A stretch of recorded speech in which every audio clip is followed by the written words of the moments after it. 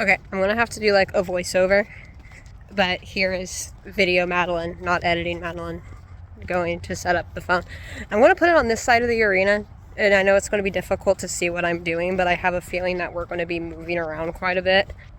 So I rather get a whole shot of the arena than just like, you know, a little bit. If I do, I'm gonna do that. I have an idea. But anyways, we're gonna try to teach him a new trick. It's gonna be fun. Okay, I will warn you guys, I'm still a little sick, so I'm sorry if I cough and I sound gross. But the very start of this, I just do what I normally do, my little review. So we're always going to start each session with desensitizing. When I first started, he kind of went to like walk off away from me, so I just kind of brought him back and said like, don't do that. And desensitize on both sides, and after I'm done, I'll desensitize for 15 seconds unless he blinks slowly, cocks a foot, or takes a deep breath. Those are all the signs of relaxation, or if he lowers his head or something like that. If he doesn't do any of those, then I'll keep hitting the whip against the ground for about 15 seconds. But if he does one of those signs of relaxation, then I'll go ahead and do that. I did desensitize him to the stick, the whip first. And then I did the lead rope. It doesn't matter which one you do first. I just did the whip first because it's just what I had in my hand. He does have a couple moments in this session where he kind of gets distracted over in this corner. Like Saucy came up and kind of squealed at Shooter a bit, so he kind of got distracted. But like always, I just kind of try to get his attention back, and he's usually pretty good about it. If he gets kind of on top of me, I'll just kind of push his head back and say like, hey man, you know, chill out, stay forward. But he had a good time. So right here, I'm going to kind of get a little bit better about him backing up, not making a big deal about it. I did kind of take him by surprise a little bit. I'm not looking for him to march back super quickly. With a pushier horse, that is something I might want to do. But like I said, I think our goal for him right now is it's kind of okay if he has that dead kind of dull behavior. He's not going to be, you know, a quick barrel racer or anything like that. And we just want him to have a very quiet mentality. Whenever I work with him, I never come at him high energy. And I never want to have to get to that point with him. So I just backed him up a few times. And this time I took the whip. And so I just kind of sweep him back. And remember, after every single exercise, I always like to desensitize. Whenever I sensitize with something, I always go back to him and desensitize. I don't want him to think, oh, well, she asked me to back up with the whip one time. That means that whenever I see the whip, that means I'm going to have to do something. I don't want to make him nervous like that. So whenever we sensitize, we always desensitize. It's the same way. When I yield his hindquarters, we always rub him to a stop. That's us desensitizing the whip after we've sensitized it. When he backs up crooked, I'm not super duper worried about that. If he kind of backs up and acts like he's going to shoot out to the side, like we're going to send him off to lunge, I do correct that by just kind of tugging on the lead rope a little bit to try to straighten him out. It's okay as long as he backs up crooked. I just don't want him to get himself into a position where he can send himself off like he's going to lunge a circle or something like that. He did have a couple moments where he was kind of hesitant to pull forward. I'm not ever pulling on the rope, but the best way that I encourage him to move forward, when for whatever reason he doesn't want to, I'll kind of just go off to the side and take him off balance, and then he eventually comes all the way up. So right here, I'm just going back to yielding his hindquarters. And I like how I don't always have to tap him. And I mean, quite literally, it's a tap. I never want to take that whip with a lot of force. It's just a little tap, tap whenever I move him over. Right. I like to tap in rhythm as much as I can. I did have my cameraman come out, and I will warn you, he didn't do the world's greatest job, but I'm grateful, and it's better than me keeping it on the rail. You can kind of see what I'm doing a little bit more. I'm explaining to the camera, but you can never hear me, which is why I always end up doing the voiceovers after. So I yielded his hindquarters a couple of times, then we're going to go ahead and start on yielding the forequarters. You'll see the way that I hold the whip. I hold it horizontally. So one end of the whip is, you know, by his nostril, and the other end goes up by his eye. I like to hold it up by his eye so it's very clear that he can see me. I will say on the right side, I wonder if there is a vision problem, because I would have to do it almost like I kind of had to do a very particular kind of movement or really make sure he could see me in order for him to move. I wouldn't write it off just yet, but it's just something kind of weird. We know he's more guardy about his right side, and it could have just been that, but it was like I had to really get up there in order for him to get some type of movement on his right side. But I am excited to show you guys how we work through this, because he did have a moment where he panicked. I did have a moment where I dropped the lead rope and he kind of trotted off away from me, and it wasn't a big deal. I was just able to grab him. So I hold the lead rope probably about a foot down away from the snap, and I never hit him hard. It's always just a little tap tap, and I tend to do it behind his cheek. I don't really want to get him on the nose, but if he's being really lazy, there was a time where I just had to do a little tap on the nose, and it was enough to kind of get him start moving the wheels and, you know, get him off of me. And I'm letting him kind of sit and think about what he's done. I don't want to keep doing it, and then stop for like 3 seconds and then just go right back to it. I do want to give him a chance to look around and relax and think about it. But that's really good. That time I didn't have to physically tap him or make physical contact with him in order for him to move. He just sees the hand and the whip waving, and he goes, oh, I need to move away. And so I got a little greedy, and it worked out on this side when I got a little greedy with him. I was just curious, and he brought it all the way over. So normally, and I explained this here, I want his inside foot towards me to go over his outside foot in front. But this is the same situation we have with yielding his hindquarters. He's a big dude and he doesn't really know where his feet are. If he puts that foot next to the other one, I'll call it a pass. It's really hard for these bigger horses to move around. And you'll see he doesn't cross all the way over, but he gets right there. And that's an excellent pass for me right now.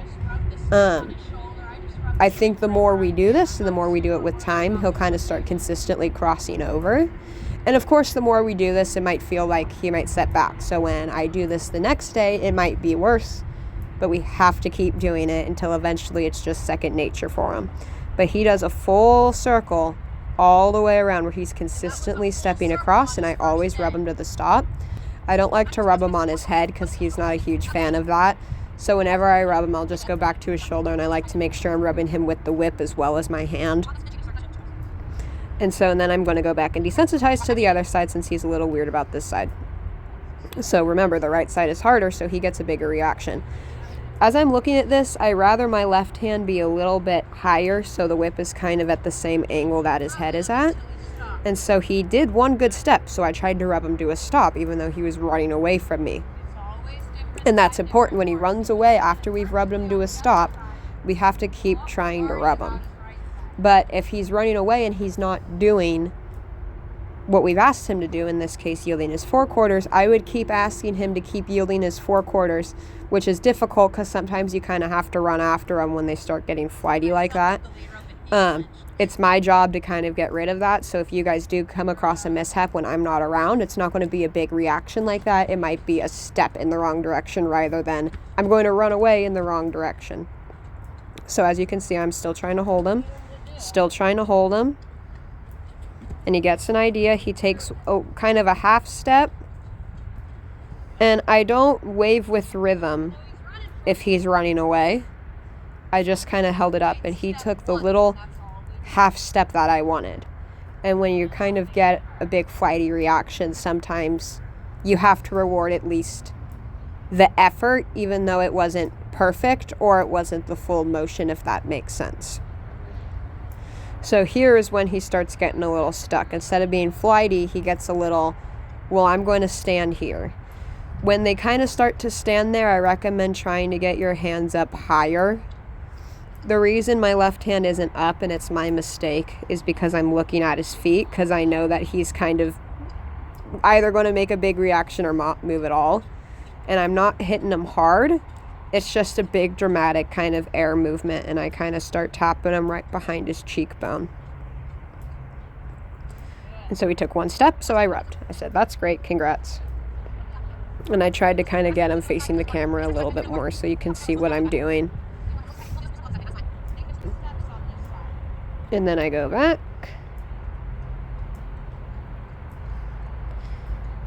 And he thinks about it, and he takes a decent step right there. And so I didn't release it because he was stepping behind. And when they start stepping behind, they get in the habit of, instead of moving away from you, they back up out of your space, which is nice. I appreciate him wanting to get out of my space, but the idea is that he's offering up that side to us. And so right here, he sits for quite a bit of time. So I am going to speed this up because we don't need to sit here for a whole minute as we watch him try to scoot over.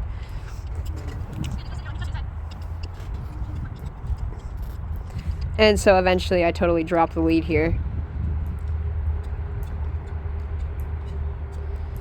But he takes the step. You can see him cross over right there. And I drop the lead, and he said, I'm going to trot away now. And I was like, okay. And so I don't make a big deal about it. I just kind of kept following him. And then once he stopped, I said, okay, I'm going to take your lead back, and that's it. He's not the type of horse where you're going to have to reprimand him. Yeah, it would have been ideal if he stayed with me, but he didn't know what he was supposed to do. He just knows, well, this lady's asking me to move out of her space, so I guess I'm just going to do that. And he went back to where he was comfortable, and all I did is just go back. And so now, this is interesting, because now we're on his good side, and you see how he's getting a little flighty? I am just going to keep going back. And when he kind of runs away, I lifted the lead a couple of times to remind him, you need to stay with me a little bit more. I'm not out to get him. But I need the step before I release so he doesn't get in the habit of, if I run, I am safe. It's okay if he runs and, I'm still around him, but he has to give us the right answer in order to get that release, in order to give it a break. That's what gains the confidence in these horses. And so then he goes back to taking his really good steps. There's a couple of times where he kind of wanted to walk forward, and I counteracted that by getting a little more up by his head, kind of a little more up by his nostril. Ideally, I should be kind of in line with the horse's eye. I don't want to stand at their shoulder, and I don't usually want to stand right in front of them. But in order to help him scoot over, that's what I did in this case.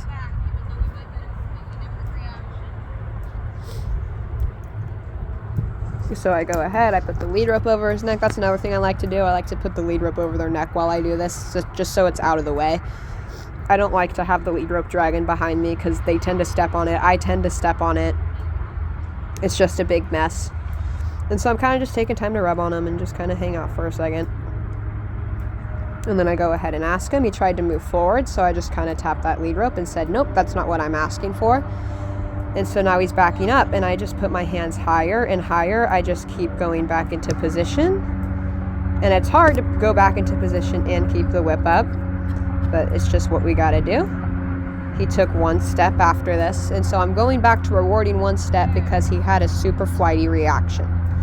And that's kind of the give and take you have to take when doing something like this on a horse that's a little bit more nervous. And so I'm going to go back to the other side here because I don't want to completely just hammer out one side. And then he starts to do a full circle on his bad side.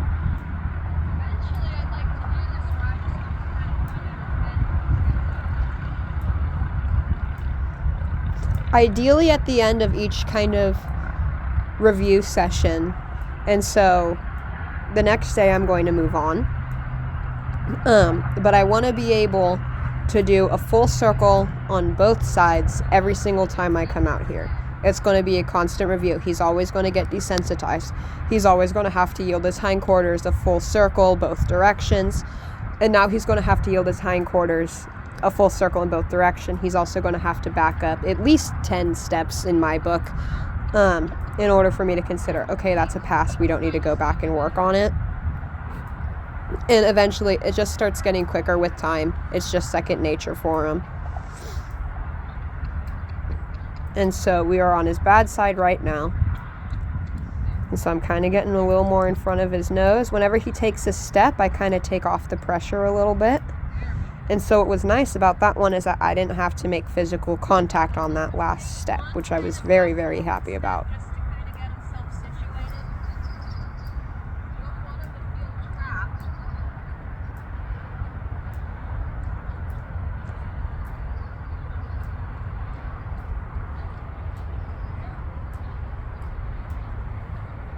And so I'm not touching him here, and I'm bummed that we didn't get it on camera because he did a full circle on his bad side where I did not have to make physical contact. He saw me putting my hands up, and he completely yielded without me having to touch him, and he wasn't flighty about it. He wasn't snorting and huffing and puffing about it. He just nicely moved over, just like he should. This was a huge deal. Look at all this space I have when I do that circle. And that's what we want. It's okay that he's not whipping around and doing like a reining horse circle. That's not what we're looking for. We're looking for him to be vulnerable, open up that side, give us that space and move away, which he did perfectly. And then I kind of rub him on this side, and then we have to go back to his good side, make sure that's all good, make sure he's not being super flighty on that side. Gets a little caught, and I just remind him, hey, scoot over, man, but look how beautifully he is pivoting on that hind end and stepping over with his front. That is ideal, and that was the perfect end to the session. I finished off the session as I always do. We're going to do some desensitizing and just hanging out. Very proud of him.